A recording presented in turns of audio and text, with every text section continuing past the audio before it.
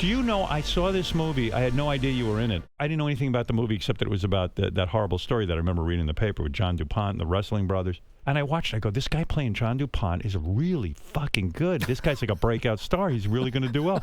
Who is this newcomer? I had no. And then about 2 days later, someone said, do you know that's Steve Carell? I go, oh, wow. So was this the first time you played a non-comedic role? No, it's the first time I've played a real life figure, but it's not. I've done a few things. I did I mean, not to this degree. No, this is the darkest thing. How do you get a good script like this? You know, they talk about it in Hollywood. I don't care how good an actor you are.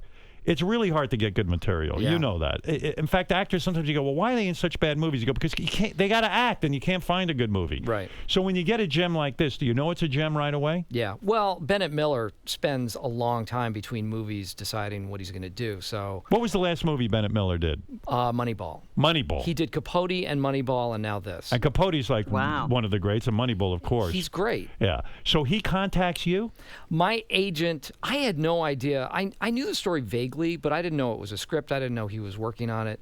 She apparently threw my name in the hat. I don't think I was on anybody's list. Which is a weird name to throw into a hat because you're a comedian. You know, people know you as a comedian. Yeah. I think it was kind of outside of the box a little bit. Yeah. And I guess it gave him pause, and he said, oh, you know, I'll give that a look. And we met. Where do you go to meet this guy? I like these kinds of stories. So here you are, and you're intrigued because you probably want a serious dramatic role. Every comedian wants a serious dramatic role. It was a pretty great part. So you get this script. Are you nervous to go meet this guy because you're so hungry for the movie? No, because you don't think you're going to get it. It's not like I'm not going to try to impress anybody. I'll just give my point of view on what I think it is and my take on the character. You said one of the weirdest experiences. You were out promoting Foxcatcher, I guess at maybe the Cannes Film Festival, or whatever it is. Jon Stewart was there too, your old buddy from The Daily Show. And he's promoting a serious movie that he directed, and you're promoting Foxcatcher, a serious movie you did.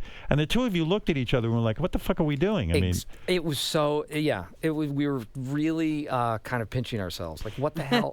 Who invited us here? Yeah, I mean, we're not of this world. Why are we hobnobbing with these, these top flight directors and actors? When I think about you, I still think it's so funny that you ended up on The Daily Show because it's not like you were the type of guy who was interested in journalism. No.